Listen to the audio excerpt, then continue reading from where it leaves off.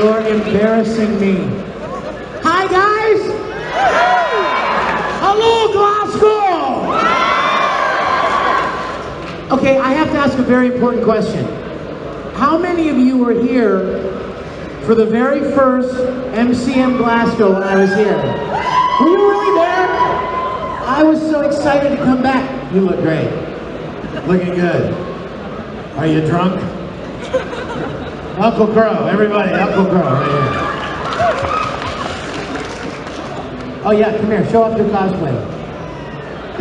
The speakers, man, the speakers. No, hey. Crow can hold his liquor. Crow can fight drunk, so that's pretty good. You look amazing, man. What's your name?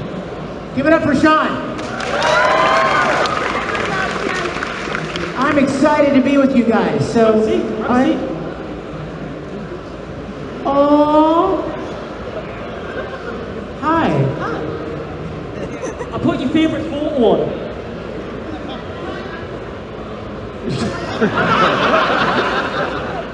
Oh, you said not to show that in person in public, didn't it? Oh. No. You guys, I'm so happy to be with you. Can I just tell you that?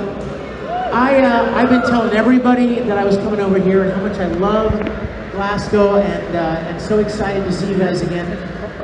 As soon as I'm done here, I'll be back over there at my table. Come and see me. I hope you'll come and see me and say hello and show me your amazing cosplay. Deadpool, Tamaki,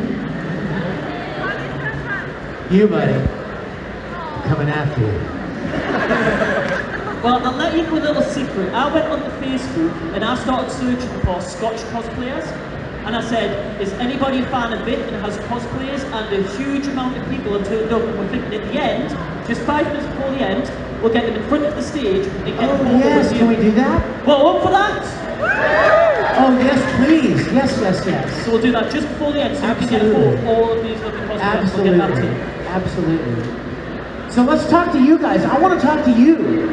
I only get one panel, and it's to talk to you guys. So who's got a question out there? Do you want me to go out this time? No, I'll go. Hey, what's your name? Hello, Michael. It's a pleasure to meet you. What's your question? So what's your ideal sort of unwind standpoint? What's your comfort? My comfort when I'm not doing anything? I don't know. I'll let you know when I do that. You know what my comfort is? It's this. You know, people are like, how can you do so many events? And how can you meet again? How can you meet? So did you tired meeting all those people? No, I love meeting you. I do as many events as I do because I just love meeting you guys. You know, as a voice actor, you don't get the chance to really have an audience to be on stage and connect with an audience live. And you don't even have other actors that you can act with on stage. You're basically in a little padded box. And if you say something very sad, there's nobody crying. If you say something funny, there's nobody there laughing. So you really don't know how your work is going to be received, right? So I just love coming and visiting you guys all over the world and finding out what you thought of different shows that we've worked on. And this is my comfort. I really love meeting you guys. I really do. I've done a lot of shows for a long time, and it's my favorite thing. So if I don't have anything to do ever, I would probably sit and play the piano. That would be my comfort if I didn't do anything else. Question. Who said here? All right, you're next. Yes.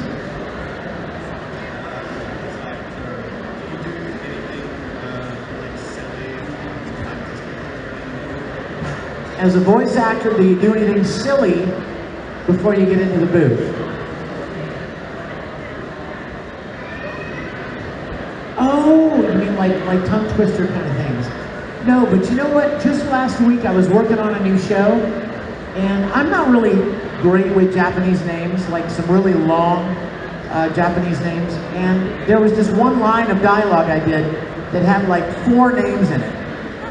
I was literally listing these 4 different people from these different cities in Japan. and you've got to go through the whole thing without messing up. And let's just say it took me a lot of takes to get it. I think we ended up piecing it together because I couldn't do them all at one time. But maybe I should start doing tongue twisters so I can get through those names better. Yes. Hi, I'm Monica. Hello, Monica. Everybody say hi, Monica. Yeah, it's just what's been your least favorite voice role, or like one that you like tried to make yourself forget? Like, is there one that you just don't like? No. You know what? There are voices that I've done that were not very easy on The Voice. I heard somebody say it right there. Broly from Dragon Ball Z. He wasn't very easy to do because this is what I sound like, and this is not what Broly sounds like. So, but I love all the characters I've gotten to play, even the bad guys. You know, I really love what I do. So it's all varying degrees of love. You know, some you enjoy more than others, certainly. Edward from Full Metal, Tamaki, always. Zero and Reem from Free, and I saw an amazing Ikaku from Bleach a little while ago, and several new things that I'm working on. But it's really not that I don't want to forget any of them. Some of them are just physically a little bit harder than others, and more difficult. Yes, my dear. Be prepared to tell everyone your name. Oh, yeah, that's what I'm talking about. Come on, give it up. Yes. I'm Becky. Becky? Hello. What's the capital of Portugal? What's the capital of Portugal? The letter P. Oh!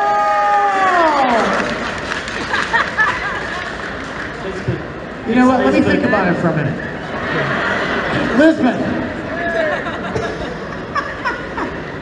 Yes. Of all the questions you could ask when Vic's here, and you want your geography homework. She's like, what question can I ask him that he will not know the answer to?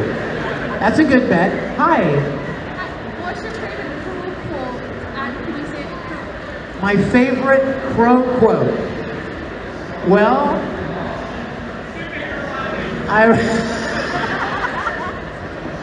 you know, I really loved it. I love the, have you seen the chibi? Have you seen Ruby Chibi? So funny. There's one where Crow keeps trying to get into the house. It's so funny. But there's one line that Crow did, and I didn't even remember doing it until a fan told me, where he says about, what was it? If you were my friend, I'd kill myself or something. What is it? What is it? Right! If I was one of your men, I would shoot myself. So I guess it would have been, if I was one of your men, I'd shoot myself. And I never remember a lot of the lines because, I mean, think about it. If you don't have to memorize the script, right?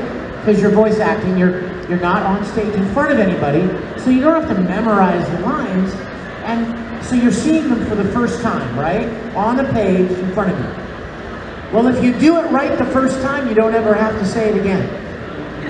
And then you're on to the next line and the next line.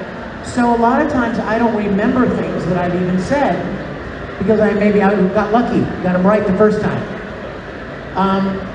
I love to tell people the story about somebody came up to me just like this and said, "What's your favorite Edward Elric quote?" And I thought, well, I said a million things as Ed, and I don't remember a lot of them. So I tried to turn it on them, and I said, well, what's your favorite? And she said, I really liked it where Ed said, there are so many people whose asses I have to kick, I need to make a list to keep track. And my response was, I said that? That's hilarious. I didn't even remember saying it, so I really love finding really cool quotes from you. Deadpool. What's your question, DP? Yell it out, boss. Here, come over here. What's your favorite quote you've done on Dragon Ball? Oh, that's easy, Kakarot. Next question. The only word Broly ever spoke. Broly is the only character I've ever played where I've memorized all of his lines. Because there's just the one word. Thought I was going to walk past you, didn't you? If you were to cosplay one character you've done and actually like act a bit like them, having a good time at the convention, who would it be? Oh my gosh, did you hear that question? If I could cosplay as any one character, well guess what? I've cosplayed a lot. I'm a nerd. You know that, right? So we're all in good company here. I've cosplayed Obi-Wan Kenobi. I've cosplayed a TIE fighter pilot. I've cosplayed Tamaki. I've cosplayed Cloud from Final Fantasy. I've done a lot of cosplay. I cosplayed Wolverine. But you know what? I'm so glad you asked me, because I have something at my table that I completely forgot about, and I would have forgotten to tell you. How many of you guys know that I do music professionally as well? Really? You know? I love you. Sing! Sing! Sing! Microphones. Do you hear that feedback right there? Yeah. So when I did conventions early on, well, for many years, I would do a live concert sometimes at a convention. And I've sung theme songs from Dragon Ball Z and One Piece and D.N.Angel and Full Metal Alchemist and Oron. So I used to do concerts. And so I just a couple years ago, I made a live concert DVD. It's a live performance at a big convention in the States. And I decided to put something on the DVD, and this is where the cosplay comes in. Back when we were making Full Metal Alchemist, I was having so much fun. I love Edward Elric. Don't you, Winry? The cutest Winry right here of all time. And I loved Full Metal so much, and I wanted to cosplay. But then I thought, well, I'm too tall to cosplay Zed, and I'm way too old. So I made up this story where a grown man starts turning into an anime character, right? And then I started thinking, you know, I don't think I've ever seen any other voice actors cosplay as their characters. So I contacted the other voice actors from Full Metal, and we all got together in Houston, Texas one weekend, and we shot something called Full Metal Fantasy. It's a live action parody with the voice actors cosplaying as their characters from Full Metal Alchemist. It's never been available.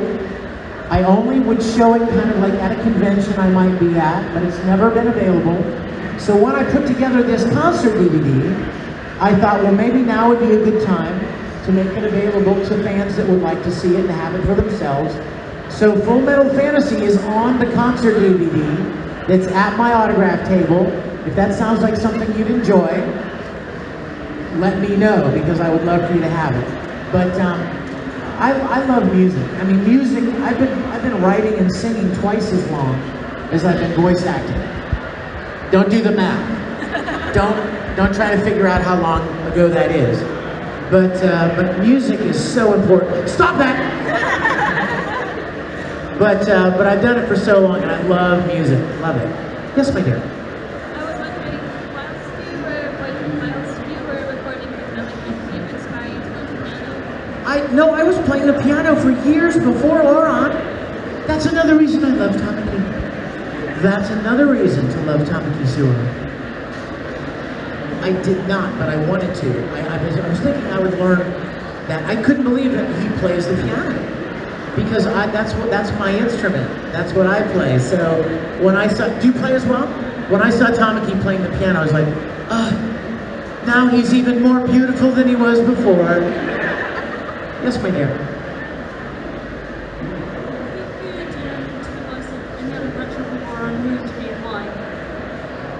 Well, that's a tough one. Because Tamaki is the most beautiful and the smartest. I don't know. You know, can I tell you a funny story? What's your name? Yuki? Can I tell you a funny story? When I was getting ready to audition for Oron, I wanted to play Tamaki so bad. I didn't care about anybody else. I wanted to play Tamaki. So I went into the audition, and I did my little audition for Tamaki, and as soon as I was done, Caitlin Glass, who directed the show and played Haruhi, she said, "Who else do you want to audition for? Anybody else?" And I was like, "No, there is nobody else." But I thought, you know, I should probably be smart and audition for several characters, and at least, you know, if I don't get to play Tamaki, maybe I'll get to play somebody else. So I did audition for Kyoya, and I auditioned for one of the twins, and but I didn't. My heart wasn't really in it because I wanted to play. What? No, J. Michael Tatum was the perfect Kyoya, but I was so excited to play Tamaki. I made the mistake of watching some of Oron High School before it was ever dubbed. And I kind of fell in love with Tamaki. Yay! I love you. Yes, my dear. Are you? Yes. Yes, you.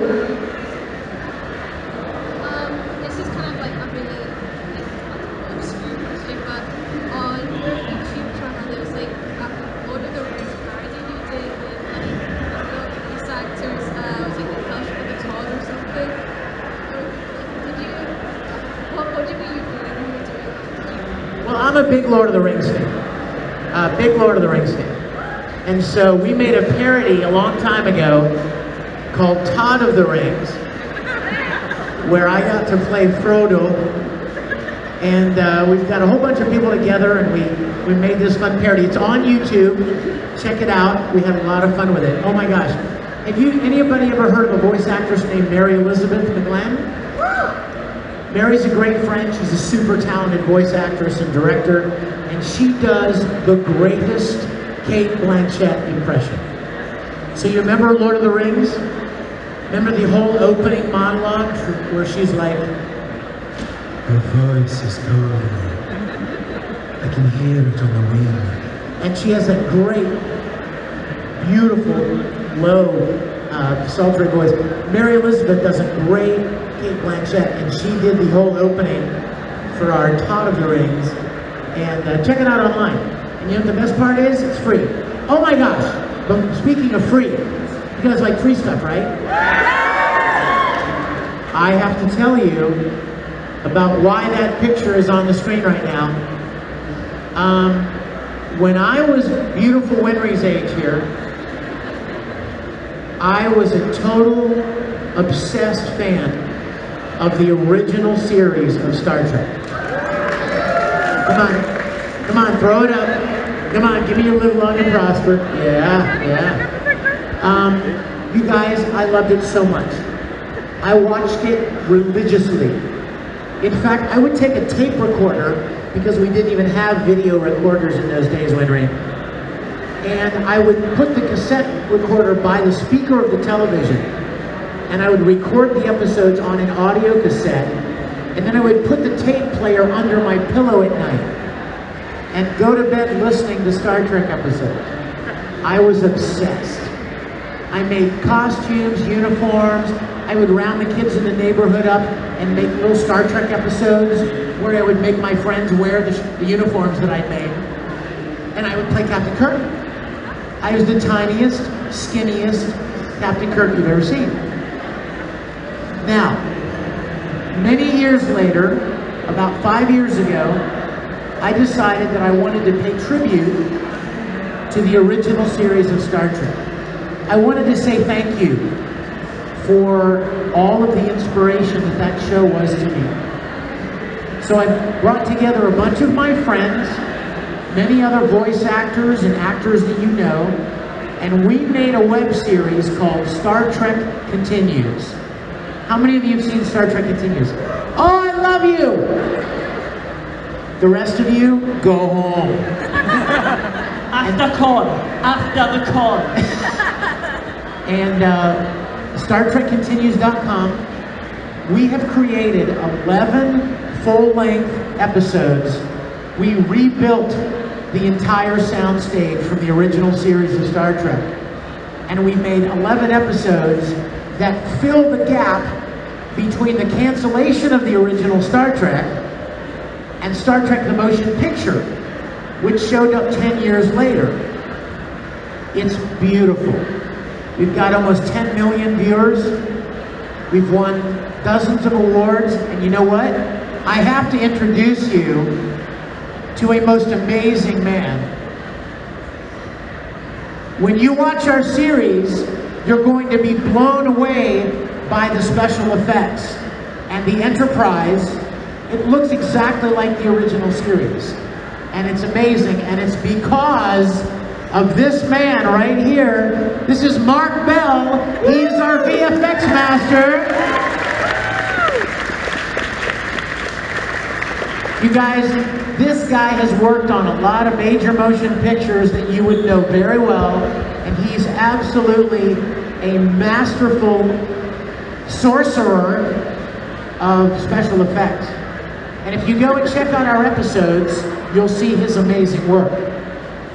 Like, let me give you an example. Can I tell you something? You guys remember that in the original series of Star Trek in the late 60s, there was no CGI. There wasn't any computer-generated graphics. If they had a spaceship flying through space, guess what? It was a model that they built and hung it up and moved the camera past it, right? It was an actual model. The original Enterprise model from the original Star Trek is 11 feet long. It's like from Tamaki to me. It's beautiful. I've seen it. It's in the lobby at the Smithsonian in Washington, D.C. It's gorgeous. But here's the problem. If you're going to make a Star Trek now, you would make it CGI, right? Because that's so much easier than building a big model, right? So Mark Bell, one of Mark Bell's biggest challenges was to make a CGI Enterprise that looked like the actual model shots from the original series. So when you go home and watch it, you're gonna see what an amazing job Mark did. I want you to give another round of applause to Mark Bell. I love him to death. Yes. Are you Goku? What does it feel like to have the crap beaten out of you by Broly? What's that like? Tell me what it's like. You look amazing. What's your question? Are you excited to bring Broly back for Super? I am very excited. Very excited. You guys, I played Broly for 15 years. Don't do the math. 3 movies, 13 video games, and all the time I was like, man, wouldn't it be fun if Broly came into the Prime Universe? Wouldn't it be great if they made Broly canon? And I don't know if you know or not, but they just announced a short time ago, new DBZ movie coming out, and Broly is back, and he's back to kick some more butt, a little more Vegeta butt, a little more Goku butt, and I am really, really excited that Broly's coming into the Prime Universe. Yes, you look amazing. Come over here, meet me halfway. What's your question?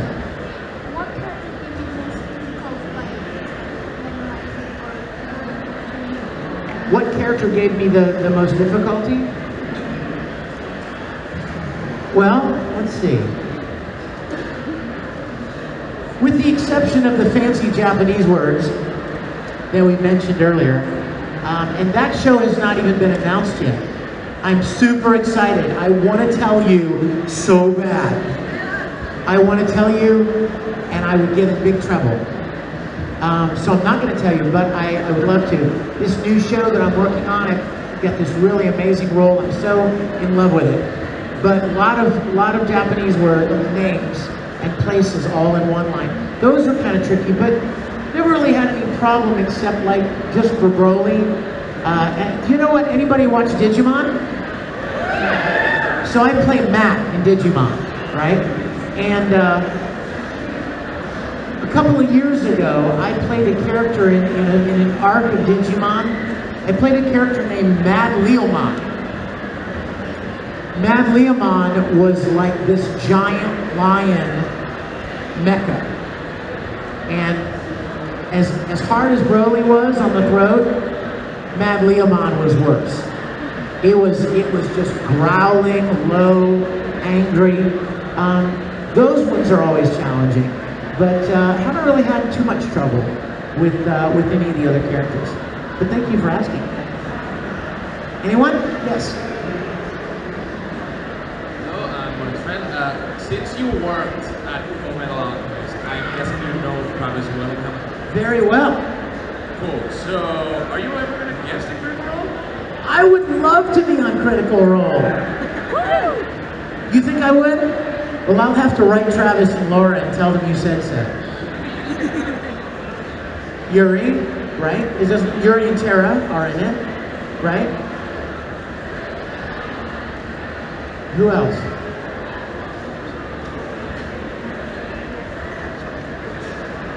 Oh, really? I'll have to ask them. I love Travis and Laura. I love them to death. They are fantastic. Now, Vic, you're at London, aren't you? Yes. How far? Are you gonna? Anybody coming to London in October? Gonna come see me? Better come see me. Critical Role are also at London. So this would be an opportunity to have a quiet word with them. Just throw that out there, because we'd love to see them, wouldn't we? I would love that. I'll have to find out about Do you want me to that. remind you? Would you please? I'll Would you remind please? you. How much time do I have?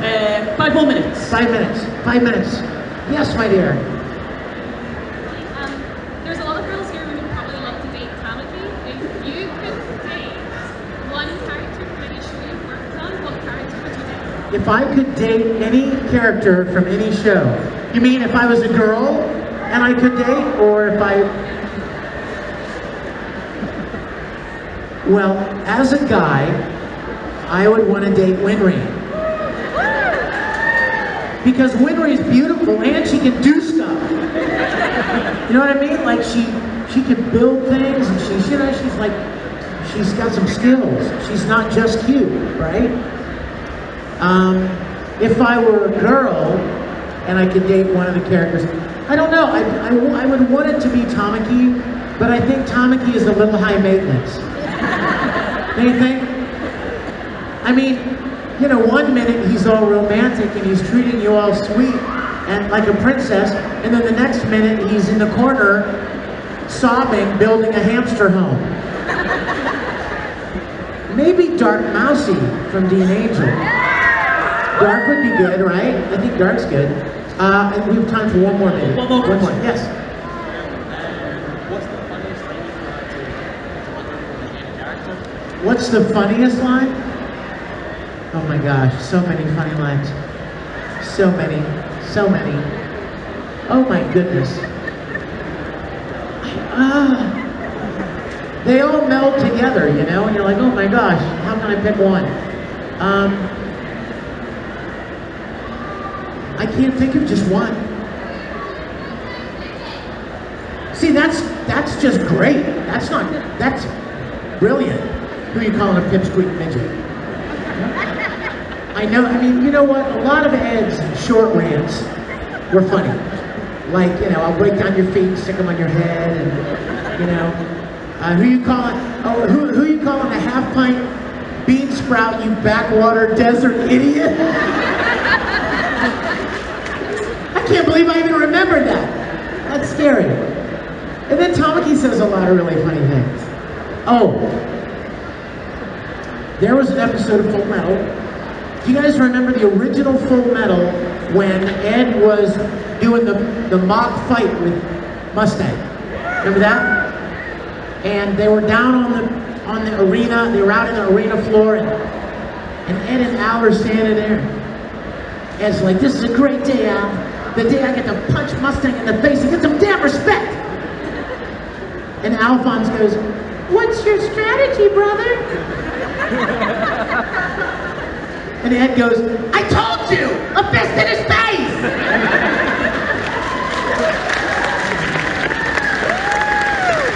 You guys, that's a good place to end, right? A fist in his face. That's a good place to end. You guys, I'm going to be back over at my table.